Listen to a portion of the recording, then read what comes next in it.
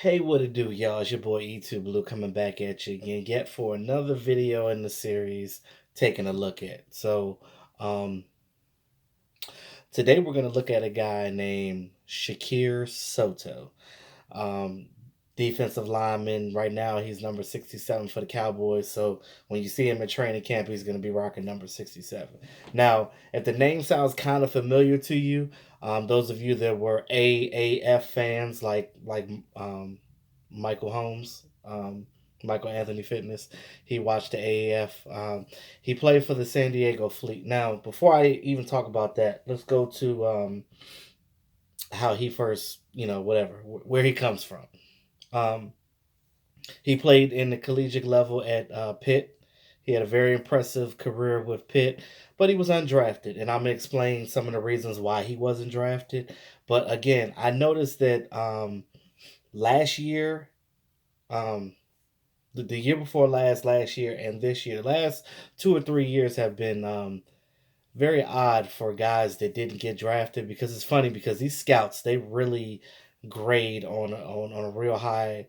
They're really finicky when it comes to that. So I noticed that now it's an uptick on guys being successful in the league that were undrafted. That's one thing that I noticed about the NFL now with a lot of these undrafted guys. A lot of guys are getting in now with raw talent and actually showing something. Because again, scouts aren't God. It's not like they're not gonna get every guy right. You know what I mean? They're gonna miss, and that's why you see undrafted players get a chance to do things in the league and actually be successful at it. So this is the reason why I'm an advocate. Look, undrafted players' lives matter. That's how I feel. You know what I mean? Like I was always a guy to root for the underdog. So which is what prompt me to do this series. Now, everybody I'm doing in this series is not an undrafted player, just so you know. Some of them are guys that are well known too, but they're all new to the Dallas Cowboys. That's the whole purpose of taking a look at, just to get you guys on notice to see who I'm talking about and things of that nature. So again, this guy Shakir Soto, he comes from Pitt. Pretty impressive career there. He went undrafted. He went to camp with the Denver Broncos. I think in 2008, 18. Yeah, 2018. He went to camp with them. They released him after camp or after preseason. That is. He was actually on the Raiders roster on their practice squad, not their 53 man. He was on their practice squad for most of the season up until he got to into the AFF. When AFF got into fruition, when he was off that team, he went to the San Diego Fleet and played with the San Diego Fleet in the AFF. And a little fun fact about that is he actually, if the AFF didn't fold, he was actually on pace for becoming Defensive Player of the Year or the best defensive player in the AFF. Period. Um, he had 4 sacks, 5 tackles for loss, and 6 quarterback hits in just the amount of time that they had before it folded. Because I think they had like 3 or 4 games left before the season ended or whatever like that. It wasn't even a full season, and those were his stats, and that's pretty impressive. Um, he's a real try hard guy, and I love those type of guys because again, there I will explain the reasons why he wasn't drafted, and I get that. But all of these are traits that they can fix. It's not like it's something that he's just he's going to be stuck with that he can't fix and get better at. One thing I tell people, they always say that you can't not he's not old at all, but the whole mantra of you can't train an old dog new tricks or whatever like that. Come on, you can't. You put your mind to it, you can learn anything.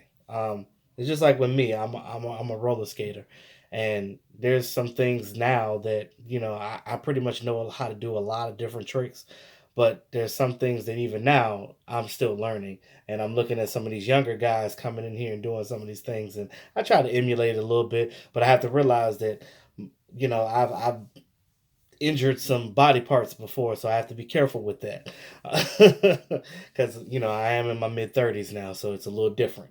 Um, Now, this guy Soto. And those of you that watched the AFF, you already knew who this guy was, so it's no secret to you. But those of you that didn't, that's the reason why I'm doing this series, so you guys can, so I can bring it to Front Street. Because I tell you guys all the time, I always do things to get your mind moving, kind of motivate you and stimulate certain things, and be like, oh, I didn't know that, I ain't even know that, so now you know.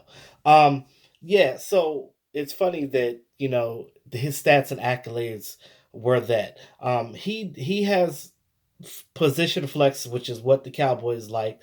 When he was with the San Diego Fleet, the Cowboys were actually watching him. The brass was they was looking. They was like, "Who that dude over there?"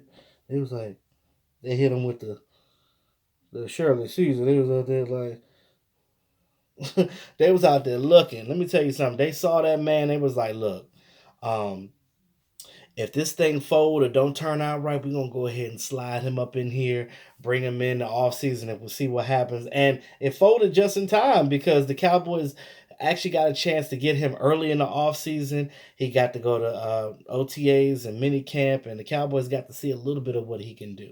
And these are some of the things that they were basically saying. He has the flexibility to play nose and under tackle. So he has that flex there, and you can also put him on the edge too and rush him out there on that outside. But again, we got enough edge rushers on this team, so he more will play probably interior. Um, he's a guy that can shoot through the gaps and things like that. He's a very try hard player. He's going to give you his all. He has a high motor, kind of like Tristan Hill. Also, I'm going to do a series on him too, but I'm saving him for the end. But yeah, uh, very tried hard player. This is what you want in your team. You want a guy that's not going to give up. When you see players giving up on players or taking off on plays, that's not where it's at, and that's not what you want. You want a guy to go out there, give you his all, and show you what it is. And this is a guy that's going to do that. And I love um, his tenacity. I love his the ability that he has to be like, you know what, that offensive lineman got me on that play, but I'm gonna come back and I'm gonna try hard. I'm gonna get better. Um, the reason why he wasn't drafted, these are the cons about him, and like I said, these are things that can be fixed. It's not like it's something that he's stuck with forever. Um,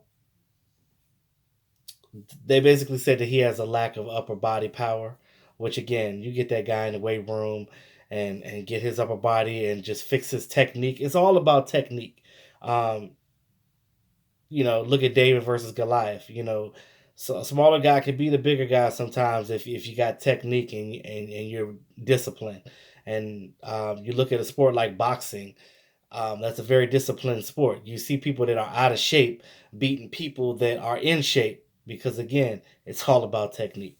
Not to go off topic, but just try to bring a parallel to you because it makes a lot of sense, and I'm all about making sense, y'all. So yeah, so his lack of upper body power, um, he doesn't bend his knees sometimes, which kind of, he stands up a lot when he's trying to go up against blockers. But the problem is, you go up against a guy like Tyron Smith. Once he puts his hands on you, it's over. You're washed out of the play. You're held up. You're hung the hell up to dry like clothesline. You're done. There's nothing you can do about it. You get a big guy like Tyron Smith on the outside grabbing you like that, you're done. You're done. You're done. In the NFL, you can't go against these all because these offensive line get paid too. These offensive linemen get paid. They know what they're doing, and there's a lot of great offensive linemen in this league, and they know they done seen all the tricks that these defensive linemen throw at them. So again, you standing upright and not bending your knees and not playing with leverage and not being able to bend and move and being able to get around that. What once he grabbed that once he grabbed that chest, it's over, son. Say it with your chest. Again, you're done for, bro. You're done. There's nothing you can do about it. Once he grabbed that chest, you out the play. You're just out of the play. There's nothing you can do about it. So again, these are just a couple of technique things that they can work on with him. Um, like I said, with a lot of these undrafted players, because we have a lot of depth on this team right now, uphill battle. Um, Special teams, if he can play special teams, One thing that the Cowboys brass did say is, again, they love his motor, they love his ability to try hard, and if he can prove to this team that he can get in there and do it, he might take a spot. We don't know what Taco gonna do. We don't know what Dorrance Armstrong is gonna do. It's a lot of these guys that are jockeying for position. We don't know what the health of Malik Collins is. Is he gonna stay healthy? Is Randy Gregory gonna get back into the league? We don't know.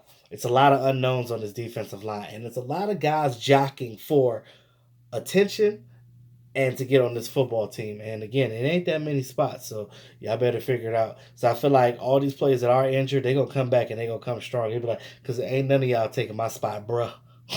So it is what it is. So again, let me know what you guys think about Shakir Soto, if you even know who the hell he is. But anyway, again, he played in the AAF. He was with the San Diego Fleet. I actually saw him in some of the games when they played. So I did notice him before too. So I knew who he was. So when the Cowboys ended up picking him up after after the AFF folded, he was one of the first guys that they got. But there wasn't a lot of news about it when the Cowboys got him, because again, those type of players is not gonna, they're gonna look at high dollar guys that join the team. They're not gonna look at guys like him. But again, it should give him even more um, of the will to want to be successful, because you want these people to see you and respect who you are and put some respect on my name, bruh. That's what it is. So again, as always, thanks again to all my subscribers. I appreciate you guys. Like, share, comment. It's your boy E2 Blue. Always keeping it real. See y'all in the next video.